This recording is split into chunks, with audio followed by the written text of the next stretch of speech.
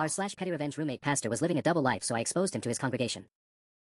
I'm sitting in the back pew of Cornerstone Baptist Church, my heart hammering so hard I'm sure the elderly woman next to me can hear it. Pastor David, my roommate David, is up at the pulpit right now, gesturing passionately as he delivers his sermon about the sanctity of commitment and living without deception. The irony is so thick I could choke on it. In my jacket pocket, my phone feels like it weighs 1,000 pounds. On it are dozens of photos and videos that would turn this whole congregation's world upside down. Pictures of David stumbling out of Murphy's bar at 2 a.m. Videos of him making out with some blonde at a house party while his fiancée Sarah sits in the front row right now, gazing at him with pure adoration. Screenshots of his DraftKings account showing thousands in gambling losses, money I know came from the church's building fund that he manages. Brothers and sisters, David's voice booms through the sanctuary. We must ask ourselves, are we living authentically? Are we the same person in private as we are in public? I almost laugh out loud. This is the same guy who made me throw away a perfectly good bottle of wine last month because alcohol was poison for the soul. The same guy who lectures me every time I stay out past midnight about keeping godly hours. The same guy who instituted a no overnight guests rule in our apartment because it might lead to temptation, while he's been sneaking women in through the back entrance when I'm at my Thursday night study group. 6 months. 6 months of living with his holier-than-thou attitude, his constant judgment, his rules posted on our refrigerator like I'm some wayward teenager instead of a 22-year-old college senior paying half the rent. 6 months of him criticizing everything from my Netflix choices to my part-time job at the campus coffee shop because it's too worldly. 6 months of watching him play the perfect Christian golden boy while I bite my tongue and endure his hypocrisy. But 3 weeks ago, everything changed. I'd forgotten my textbook and came home early from my night class, only to find David and some redhead I'd never seen before going at it on our couch, the same couch where he'd lectured me about maintaining pure thoughts just days before. They were so wrapped up in each other they didn't even notice me grab my book and slip back out. That's when I decided to start paying attention. Really paying attention. The gambling was easy to discover once I knew what to look for. He's not nearly as careful with his laptop as he thinks he is. The drinking took a bit more detective work, but following him to Murphy's bar 3 nights in a row pretty much sealed it. The other women, well, turns out when you're actually looking, cheaters aren't that hard to catch. David raises his arms toward the ceiling now, his voice crescendoing. Let us pray that we may live lives of integrity, that our private selves may honor God just as much as our public witness. The congregation bows their heads. Sarah's shoulders shake slightly, she's crying from what she thinks is spiritual conviction. David's parents beam with pride from the 3rd row. The church elders nod approvingly. I keep my head up, my eyes fixed on David. My thumb hovers over my phone screen. He has no idea what's coming. No idea that in about 10 minutes, when he opens the floor for testimonies and community sharing like he does every Sunday, his perfect little world is going to come crashing down. The prayer ends. David smiles that charming smile that has everyone fooled. Now, he says warmly, let's hear from our community. Who has something to share today? I stand up. The sanctuary goes quiet except for the soft rustle of people turning to see who's standing. I feel dozens of eyes on me as I step into the aisle, my legs unsteady beneath me. David's face shifts from his practiced pastoral smile to confusion, then something that might be panic as recognition dawns.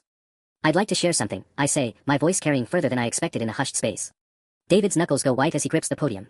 Of course, brother, he says, though his tone has lost its warmth. Please, come forward. My phone buzzes in my pocket as I walk down the aisle. A text message. My stomach drops as I see it's from my mom, surprise. Dad and I are visiting today. We're in the parking lot, wanted to see the church you've been telling us about. Shit. Shit, shit, shit. My parents don't know about David's hypocrisy. They think I've been finding my faith living with a pastor. They've been so proud, especially after my wild freshman year that nearly got me kicked out of school. If they walk in here right now and witness what I'm about to do. I freeze halfway down the aisle, torn between the months of rage driving me forward and the sudden realization that this could backfire spectacularly. My parents think I've turned my life around.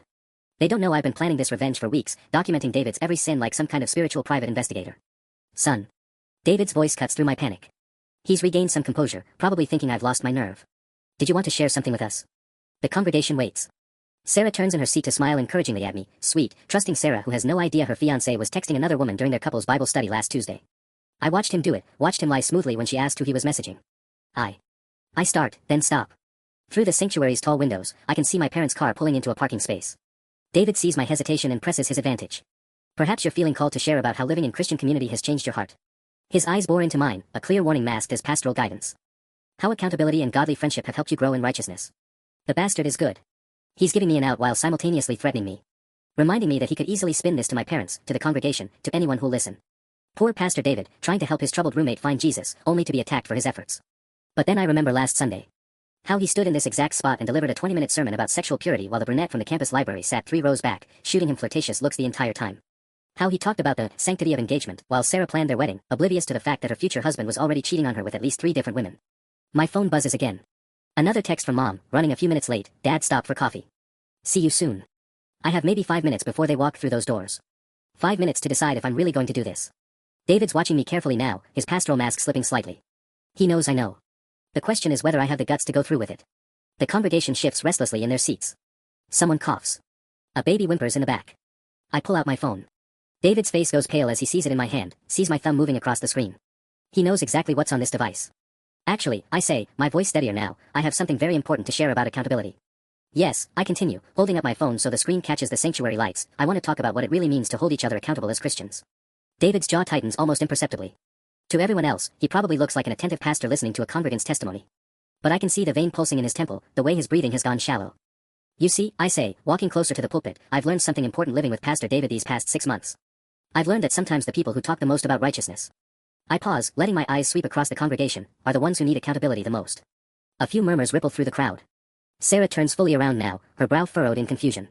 David's parents exchange glances. The head deacon, Mr. Patterson, sits forward in his seat. That's wonderful, brother, David stammers, clearly trying to regain control. Accountability is indeed a cornerstone of Christian living. Perhaps we should. Let me finish, I interrupt, my voice cutting through his attempt to redirect. The sanctuary falls silent again. See, I used to think accountability meant having someone tell you what you're doing wrong. Having someone make rules for you, judge your choices, lecture you about sin. I'm close enough to the pulpit now that I can see sweat beading on David's forehead despite the church's autumn chill. But real accountability, I continue, my thumb hovering over my phone's photo gallery, means being honest about who we really are. All of us. Even those of us standing behind pulpits. That's when I hear it, the heavy wooden doors at the back of the sanctuary creaking open. My heart stops. I don't need to turn around to know it's my parents. I can hear my mother's whispered, "Excuse me," as she squeezes past someone into a pew. David sees my momentary panic and seizes on it. Brothers and sisters, he says quickly, his voice booming with renewed confidence, I think what our young friend here is trying to say is that we're all sinners in need of grace. That's a beautiful testimony too. No. The word comes out sharper than I intended, echoing off the vaulted ceiling. That's not what I'm saying at all. The congregation collectively holds its breath. In the back, I can hear my father's confused whisper, "Isn't that our son? This is it. The point of no return." I can feel David's desperation radiating from the pulpit, can see Sarah's growing alarm as she realizes this isn't going the way testimonies usually go. The elderly woman who is sitting next to me has her hand pressed to her chest like she's preparing for scandal. What I'm saying, I announce, raising my voice so it carries to every corner of the sanctuary, is that Pastor David has been lying to all of you. The reaction is immediate and explosive. Gasps echo through the space. Someone drops their Bible with a loud thud. A child starts crying, probably picking up on the sudden tension. Son, that's quite enough, Mr. Patterson stands up, his face red with indignation. You can't just come into God's house and make accusations. They're not accusations, I say, holding up my phone. They're facts. With evidence. David grabs the microphone, his composure finally cracking completely. This young man has been struggling with some personal issues, he says desperately. He's angry about some household rules, some boundaries I've tried to set as his friend and spiritual mentor. Is that what you call it? I laugh, the sound harsh in the sacred space. Spiritual mentoring. Is that what you were doing when you were making out with Jessica Morrison at the Sigma Chi party last Friday while your fiancée was visiting her sick grandmother? Sarah's face goes white as paper. She grips the back of the pew in front of her so hard her knuckles match her complexion. The sanctuary erupts in shocked murmurs, but I'm not done. Not even close. Or maybe, I continue, my voice cutting through the chaos, you were mentoring me when you took $3,000 from the building fund to cover your gambling debts on DraftKings. Because I have screenshots of those transactions too. The murmurs turn to outright gasps. Mrs. Henderson, the church treasurer, actually stands up, her mouth hanging open. The building fund? David, what is he talking about? David's face cycles through about 5 different emotions in as many seconds. This is a misunderstanding, he stammers into the microphone, but his voice lacks any conviction. The building fund has a separate account for investment opportunities. Investment opportunities. I pull up my phone's photo gallery, and even from 20 feet away, David can see the thumbnails of dozens of incriminating images. Is that what we're calling Murphy's Bar now? Because I have videos of you there last Tuesday, Wednesday, and Friday nights. Drinking shots. A lot of shots. The congregation is in full uproar now. Voices overlap as people demand explanations, as others shush them, as still others fumble for their own phones to start recording. Through it all, Sarah sits frozen in the front row like a statue carved from ice. From the back of the church, I hear my mother's mortified whisper, Michael, what is happening? What is our son doing? But I can't stop now. Won't stop.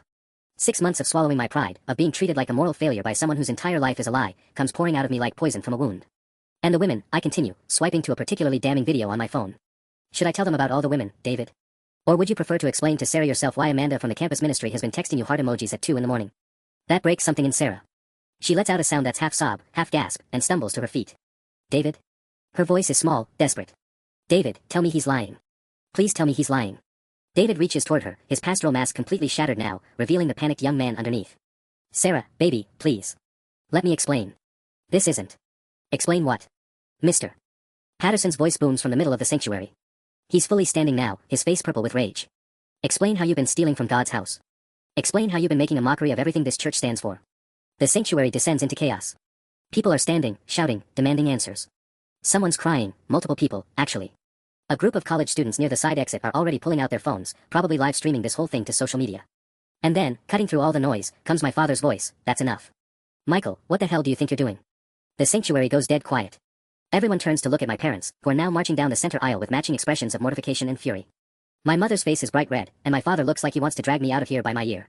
Dad, you don't understand, I start, but he cuts me off. I understand perfectly. I understand that my son is making a scene in a house of worship.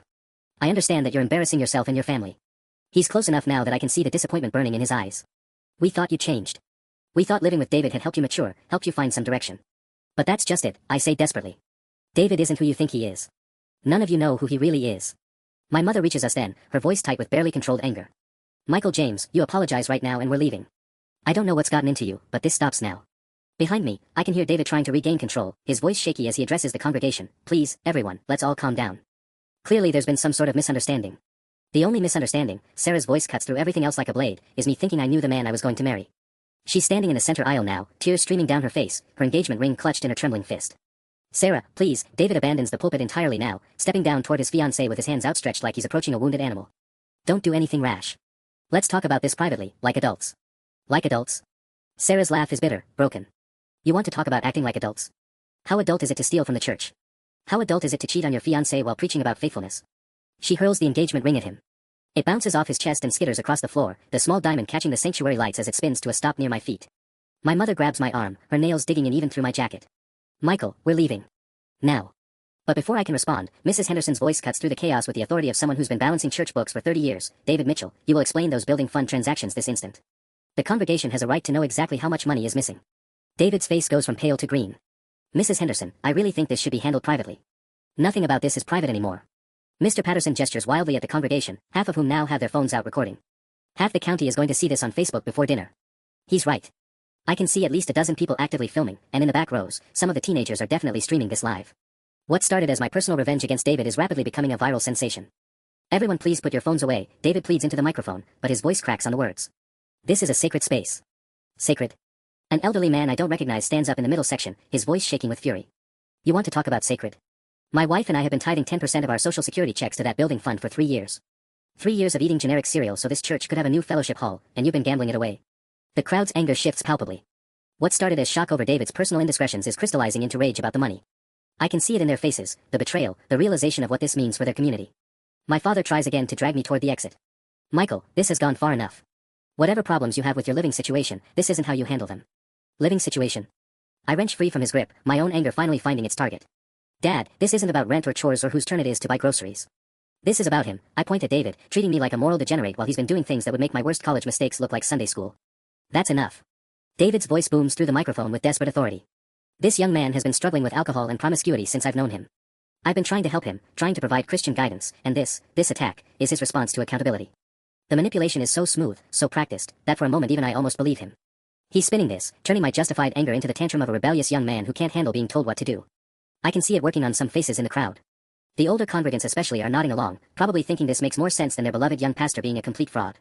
But then Sarah speaks again, her voice carrying despite having no microphone. Is that why Amanda texted you at midnight last Tuesday asking if you were coming over after Bible study? Because you were providing her with Christian guidance too. The sanctuary goes dead quiet again. Sarah's holding up her own phone now, and even from where I'm standing, I can see it's displaying text messages. I know about Amanda, she continues, her voice getting stronger. I know about Jessica. I know about the redhead from Murphy's Bar whose lipstick I found on your collar last month when I was doing your laundry. She looks directly at David, tears still streaming but her voice steady as steel. I know about all of them. The silence that follows Sarah's words is deafening. David stands frozen at the pulpit like a deer in headlights, his mouth opening and closing without sound.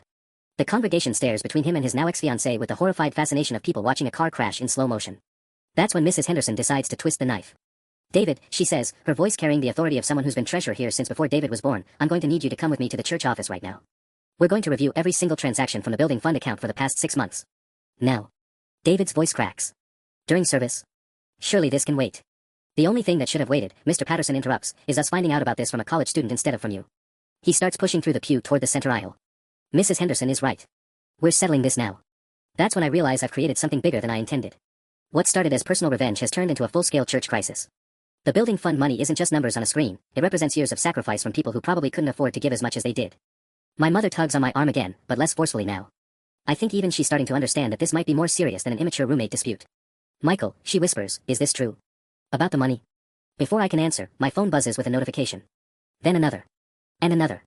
The screen lights up with a stream of Instagram and Snapchat alerts. My stomach drops as I realize what's happening. This isn't just being recorded, it's already going viral.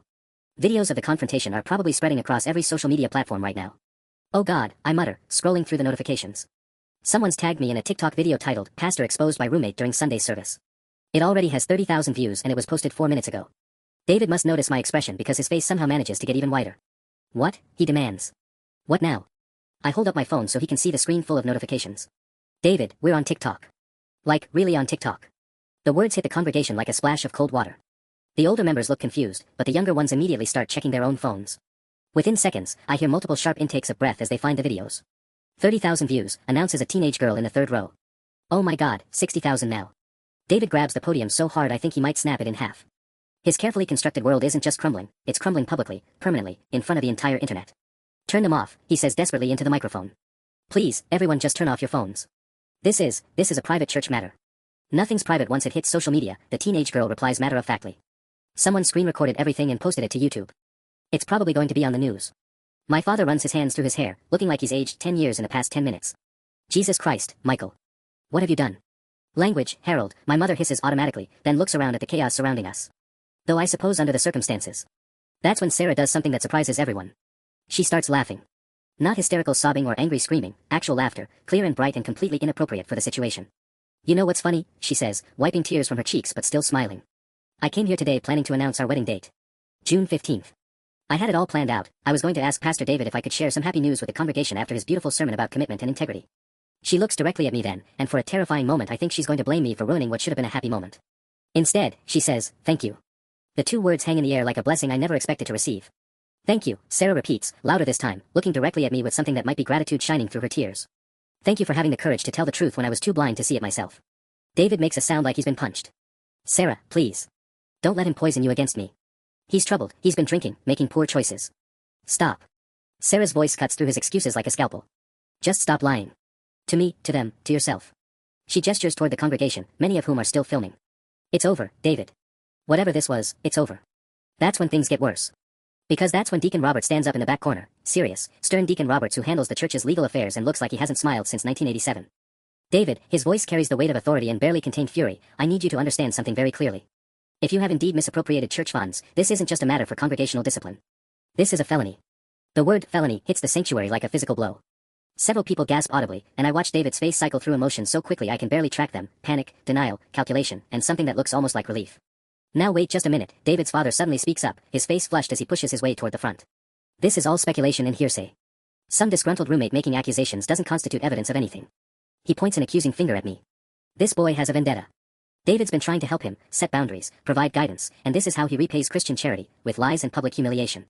For a moment, I feel the room's energy shift. David's father is well respected here, and his defense carries weight. I can see doubt creeping back into some faces, the older congregants especially beginning to look at me with suspicion rather than shock. But then Mrs. Henderson speaks up from her position near the office door, her voice deadly calm. Well then, if it's all lies and speculation, David shouldn't have any problem showing us the building fund records right now. The silence that follows is deafening. David looks like a trapped animal, his eyes darting between his father, his ex-fiancée, the treasurer, and the sea of phones still recording his every expression. The records are at home, he stammers. In my personal files.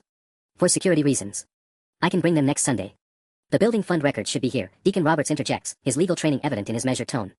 Church financial records are required to be maintained on church property. That's basic non-profit law, David.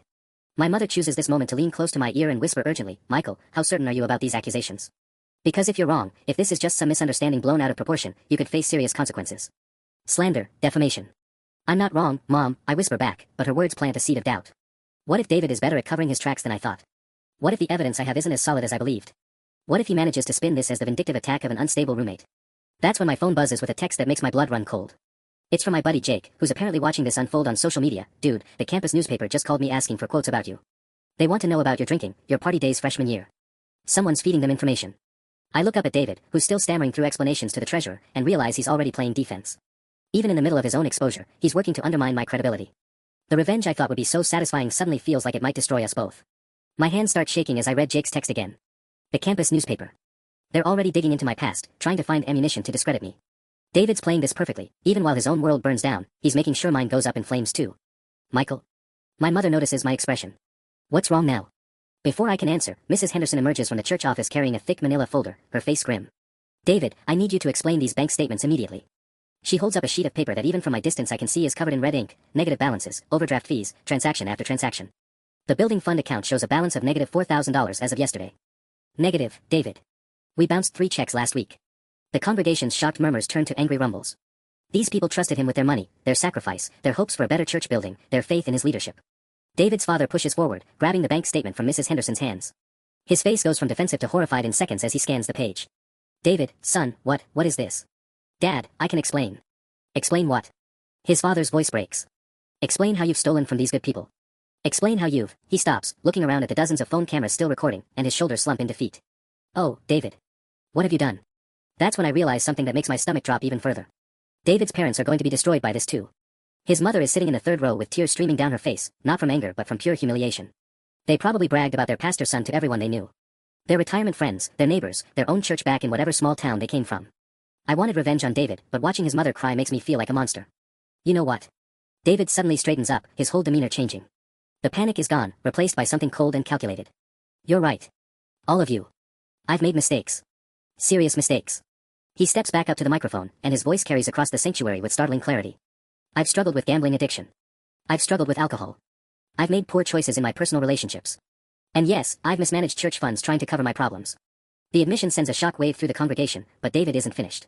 But I want everyone to understand how this started, he continues, his eyes finding mine across the chaos. Living with someone who parties constantly, who brings alcohol and drugs into our home, who has different women over every weekend, it wore me down. I started making compromises with my faith to fit in, to seem cool, to be accepted by someone I was trying to help. My blood turns to ice. He's doing it. He's admitting to everything while somehow making it my fault. I'm not excusing my behavior, David says, his voice taking on that practiced pastoral tone even as he destroys my reputation. But isolation and peer pressure can lead good people to make terrible choices. I should have been stronger. I should have asked for help instead of trying to handle temptation on my own. Several older congregants are nodding along. He's spinning this as a cautionary tale about the dangers of bad influences, painting himself as the victim of my corrupting presence. My phone explodes with new notifications. The campus newspaper story is already online, local pastor's downfall linked to roommate's party lifestyle. They found photos from my freshman year, quotes from people who knew me back when I was drinking too much and failing classes. David sees me checking my phone and actually smiles, a cold, triumphant expression that chills me to the bone. Sometimes, he says into the microphone, his eyes never leaving mine, trying to save someone ends up destroying yourself instead. I realize with growing horror that David might actually survive this scandal by sacrificing me to it. And the worst part? Looking at my parents' devastated faces, I'm starting to think I deserve it. The congregation's murmurs of sympathy for David hit me like a physical slap. I can see the narrative shifting in real time, concerned glances in my direction, whispered conversations about bad influences and corrupted young men. David's masterful manipulation is working perfectly. That's not, I start to protest, but my father cuts me off. Michael, enough. His voice is quiet but carries the weight of absolute authority. We're leaving. Now. But Mrs. Henderson isn't finished. She's still holding that manila folder, and her expression suggests David's sob story hasn't convinced her of anything. David, this addiction narrative is very touching, but it doesn't explain these specific transactions. She pulls out another sheet, squinting at it through her reading glasses. $3,000 withdrawn on a Tuesday at 2 p.m. when the church was hosting the senior citizens' lunch. You told me that money was for new sound equipment. David's confident facade wavers slightly. Mrs. Henderson, please, this isn't the time or place. Then there's this one, she continues relentlessly. $1,500, withdrawn the same day as your engagement party. The day you stood up and thanked everyone for their generous contributions to the building fund. Sarah's face hardens again. I can practically see her remembering that day, remembering David's speech about using their blessings wisely. And this, Mrs. Henderson holds up a third document, is a casino receipt from Riverbend Casino. Dated last month. For $6,000 in chips. The sanctuary erupts again. $6,000 isn't just theft, it's devastating theft for a small church like this. I watch faces in the congregation as they process the numbers, probably calculating how many months of their own tithing David gambled away in a single night. David's father looks like he might collapse. 6,000. David, how could you? We raised you better than this. I was sick, Dad, David pleads, but his voice lacks the conviction it had moments before. Addiction is a disease. I needed help, not judgment. What you needed, Deacon Robert stands up with a folder of legal documents he's apparently been reviewing, was to not forge Mrs. Henderson's signature on withdrawal slips. The word forge cuts through the noise like a gunshot. Forgery isn't just addiction or poor judgment, it's calculated fraud. Mrs. Henderson's face goes white. Forged? What do you mean forged? Deacon Roberts holds up a withdrawal slip. This signature authorizing the $3,000 withdrawal. It's not yours, Margaret. I've seen your signature on legal documents for 15 years. Let me see that. Mrs. Henderson snatches the paper, studying it closely. This isn't my handwriting at all. The murmurs turn to angry shouts. People are standing up, demanding answers, calling for David's immediate arrest. Through it all, phone cameras continue recording, preserving every moment of David's complete downfall. But instead of looking defeated, David suddenly straightens again. He's cornered now, with nowhere left to run, and apparently that's making him dangerous. You want the truth, he says into the microphone, his voice carrying a new edge. The real truth. Fine.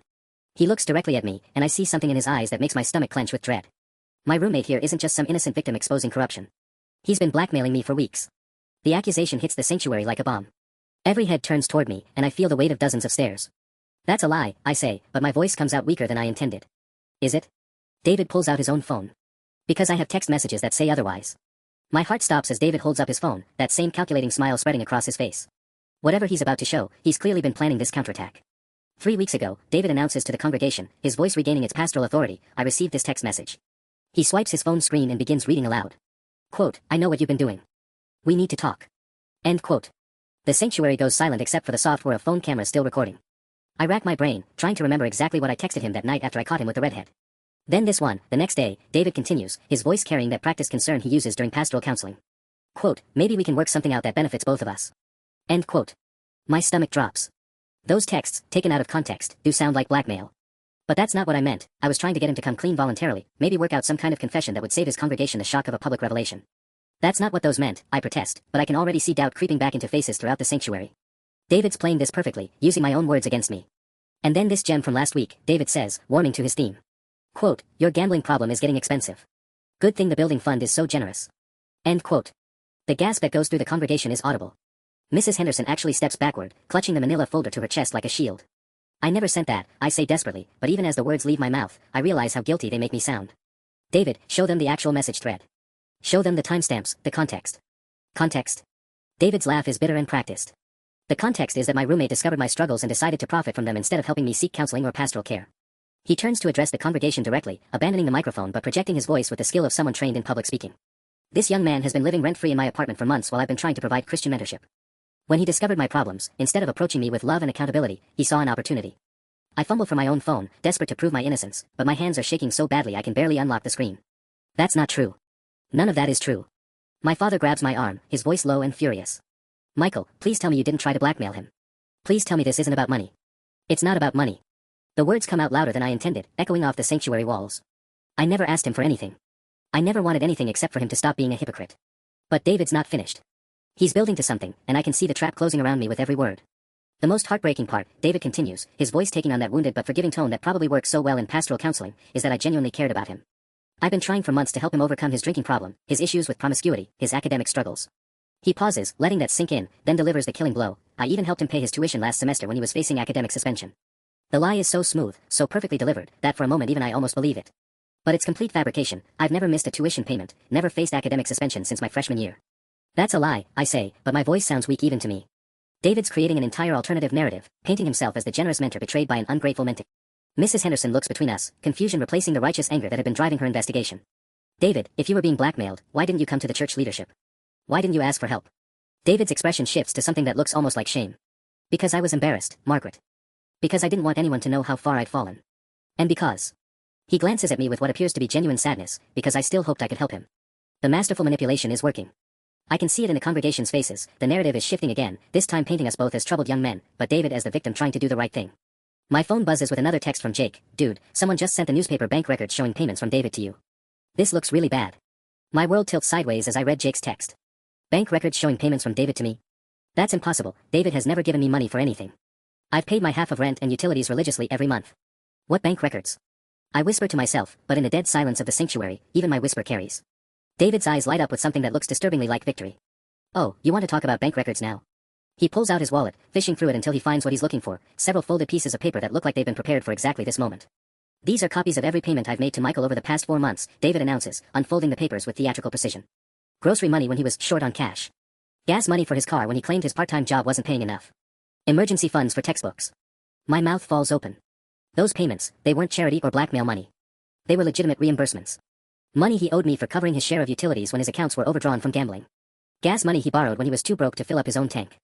Money for groceries that I'd been buying for both of us because he was always temporarily short. Those were reimbursements. I shout, but the words sound desperate even to me. You borrowed money from me because you were always broke from gambling. Borrowed? David's eyebrows raise in practiced surprise. I have no record of any loans. What I have is documentation of regular payments to my roommate, beginning shortly after he sent me that first threatening text. The congregation is eating this up. David has successfully flipped the entire narrative, turning his own gambling addiction into evidence of my extortion. Every dollar he paid me back for legitimate expenses is now proof that I was bleeding him dry. Mrs. Henderson looks at the papers in David's hands with growing confusion. How much money are we talking about, David? $1,200 over 4 months, David says sadly. Money that came from my personal account, but money I had to acquire through inappropriate means when my salary wasn't enough. The implication hangs in the air like poison. He's suggesting that my supposed blackmail forced him to steal from the church. That every dollar missing from the building fund is ultimately my fault. This is insane, I say, looking around at faces that are no longer sympathetic or even neutral. They're suspicious now, calculating, wondering if the real villain in this story is the angry roommate who just destroyed their beloved pastor's life for profit. My mother grabs my other arm, her voice tight with barely controlled panic. Michael, these bank records, are they real? The payments are real, but not for the reasons he's saying. So you did take money from him? My father's voice cuts through my explanation like a blade. While he was struggling with addiction, you took money from him. I didn't take anything. He owed me money and he paid me back. That's what normal roommates do when one covers expenses for the other. But I can hear how pathetic it sounds. David's version is cleaner, simpler. Struggling pastor gets blackmailed by corrupt roommate, steals from church to pay extortion, gets exposed when he can't keep up with demands. Sarah, who had been looking at me with something like gratitude just minutes ago, now stares with growing horror. You knew he was stealing from the church to pay you, and you kept demanding money anyway. No. That's not what happened. But even as I protest, I realize David's trap is perfect. Every piece of legitimate evidence I gathered against him is now twisted into evidence against me. Every dollar he legitimately owed me becomes proof of extortion. Deacon Robert steps forward, his legal training evident in his measured tone. Son, if you have evidence that contradicts these claims, now would be the time to present it. I fumble with my phone, desperate to find something, anything, that proves my version of events. But David's been planning this counterattack for weeks, maybe months. He's turned my own evidence into weapons against me. The worst part? Looking at the congregation's faces, I think they want to believe his version. It's easier than accepting that their golden boy pastor was rotten all along. I'm scrolling frantically through my phone, trying to find something, anything, that proves David's payments were legitimate reimbursements, when I notice something that makes my blood freeze. The Venmo transactions. Every payment David made to me went through Venmo, and I always added descriptions explaining what the money was for. Electric bill, your half, groceries from Tuesday, gas money you borrowed. But as I pull up the transaction history, my stomach drops. All the descriptions have been edited. Every single one now reads something vague and incriminating. Thanks for understanding, keeping quiet, appreciate your discretion. David's been planning this for weeks. He's systematically altered the digital evidence to support his blackmail narrative. David, I say, my voice shaking, show them the original Venmo descriptions. Show them what those payments were actually for. David's smile is pure poison. I'm not sure what you mean. Venmo shows exactly what I wrote when I sent the payments. He holds up his own phone, displaying the same edited transaction history. To anyone looking, it appears I've been extorting him for months while he desperately tried to appease me. You changed them, I whisper, but even I can hear how conspiracy theory crazy it sounds. You went back and edited all the descriptions to make it look like. Michael, my father interrupts, his voice heavy with disappointment, that's not how Venmo works. You can't edit transaction descriptions after they're sent. But that's where my father is wrong, and where David's superior tech knowledge gives him the advantage. You actually can edit Venmo descriptions, though most people don't know that. David clearly did. Yes, you can. I insist, but I'm losing the room. You can change them in your transaction history. David knew that and I didn't. Mrs. Henderson looks between us with growing impatience. Boys, regardless of who paid what to whom, we still have the matter of $6,000 missing from church accounts. She's right, but David's narrative has successfully muddied the waters. Now instead of a clear-cut case of pastoral theft, we have a messy situation involving blackmail allegations and questions about who's really the victim. That's when my phone rings. The caller ID shows my academic advisor's name, and my heart sinks even further. Dr. Martinez never calls on Sundays unless it's an emergency. I need to take this, I mutter, stepping toward the sanctuary's side door. Michael? Dr. Martinez's voice is tight with concern. I need you to come to my office immediately. There are some serious allegations being made about your conduct, and the disciplinary committee is convening an emergency session. What allegations? I ask, though I already know. Academic misconduct, potential criminal behavior, violation of the student code of conduct. Someone sent the dean a very detailed report about your living situation and some alleged illegal activities. My eyes find David across the sanctuary. He's watching me take the call, and that satisfied smile tells me everything I need to know. While I was gathering evidence against him, he was building a case against me. Dr. Martinez, I can explain everything. Not over the phone. Be in my office in 1 hour, or campus security will be asked to escort you there. The line goes dead. When I look up, half the congregation is staring at me with open suspicion. My parents look mortified. And David looks like a man who successfully turned his own destruction into someone else's downfall. Bad news, he asks with mock concern, his voice carrying across the silent sanctuary. I realize with growing horror that exposing David hasn't destroyed him. It's destroyed me instead. The sanctuary feels like it's closing in around me as I end the call with Dr. Martinez. Every face turned toward me radiates suspicion, disappointment, or outright hostility. The phones are still recording, still broadcasting my humiliation to the world in real time. Everything all right? David asks, his voice dripping with false concern. You look upset. I want to scream at him, to expose how he's manipulated every piece of evidence, but I can see it would only make me look more unhinged. He's painted me as the villain so effectively that anything I say now will be seen as the desperate lies of someone caught in their own web.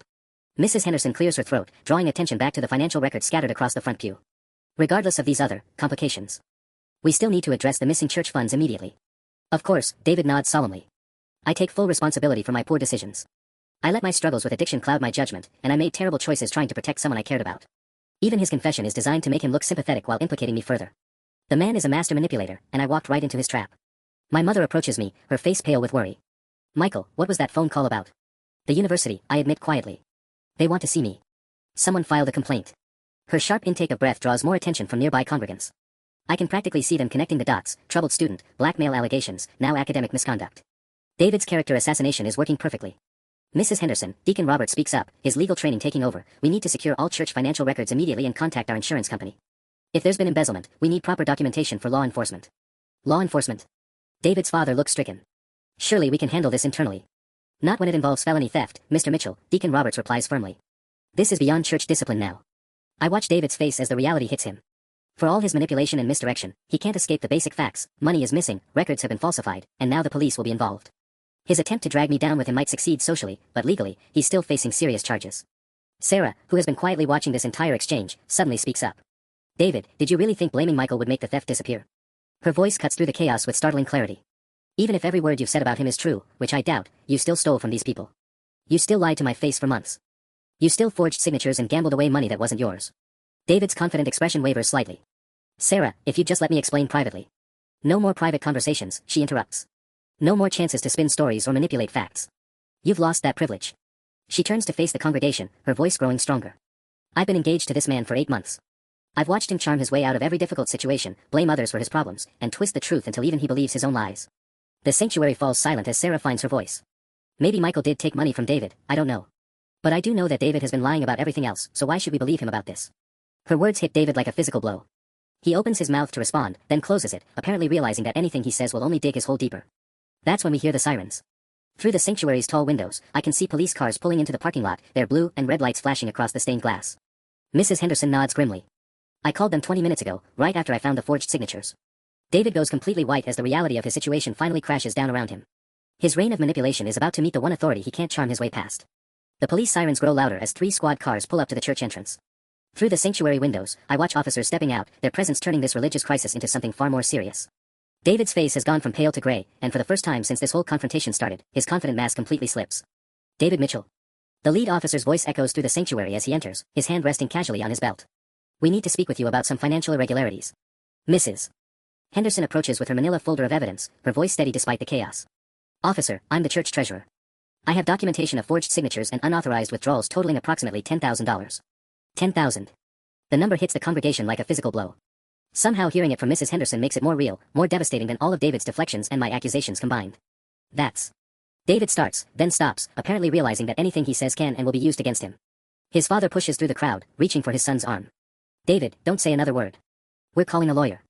But David shakes him off, his desperation overriding good judgment. Officer, I need you to understand, this young man has been extorting me for months. Everything I took from the church was because he was threatening to ruin my life if I didn't pay him. The officer's attention shifts to me, and I feel my stomach drop even further. What's your name, son?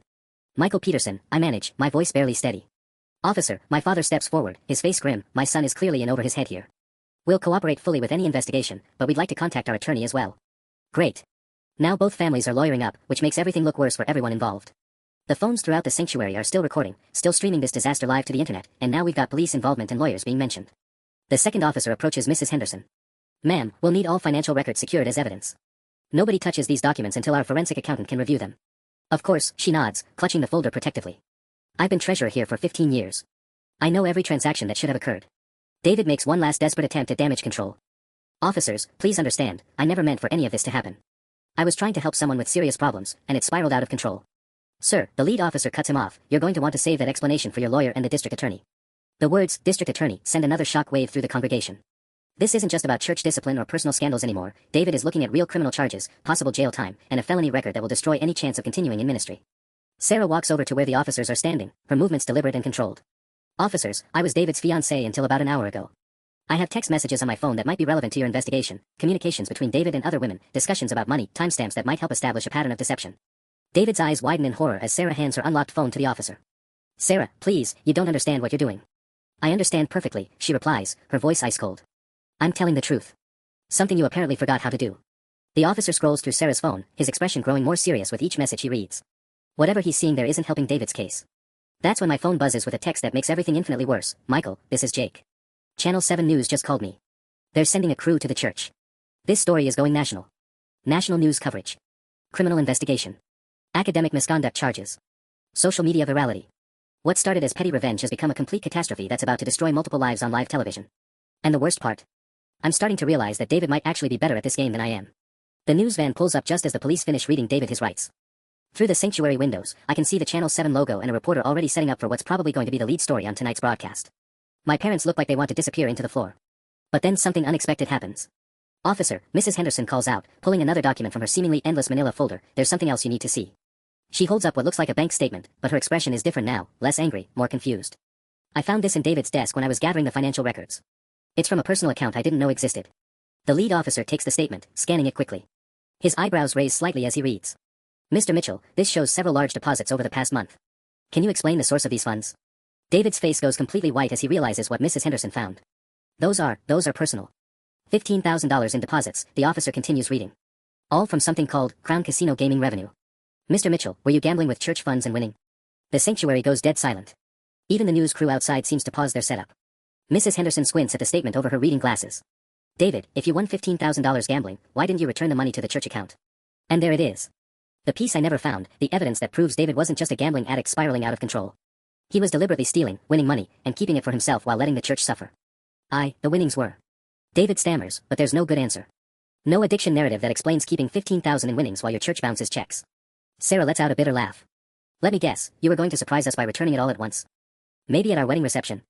David's silence is answer enough. The officer looks between the bank statements and David's panicked expression. Sir, this changes the nature of the charges significantly. This suggests premeditation rather than addiction-driven poor judgment. I watch David's entire defense strategy crumble in real time. All his manipulation, all his attempts to paint himself as the victim of both addiction and my supposed blackmail, falls apart when faced with evidence that he was actually profiting from his theft.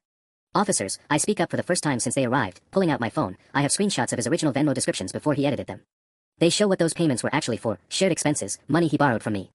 The second officer takes my phone, scrolling through the screenshots I'd forgotten I had. These appear to contradict the version in the current Venmo history. David's father slumps into a pew, finally understanding that his son isn't the victim of circumstance he pretended to be. His mother is crying quietly, but now it's the tears of a parent realizing they don't know their child at all. As the officers lead David toward the sanctuary doors in handcuffs, he looks back at me one last time. The cocky manipulator is gone, replaced by a broken young man who finally got caught in his own web of lies. I really was trying to help you, he says quietly, and for the first time, I think he might actually mean it. I know, I reply, and surprisingly, I mean it too. But you were helping yourself more. The sanctuary doors close behind him, and for the first time in months, I can finally breathe freely. Outside, the news crew is already broadcasting live, but somehow that doesn't matter anymore. The truth came out exactly the way it needed to, not through my revenge, but through David's own greed finally catching up with him. Sometimes justice finds its own way.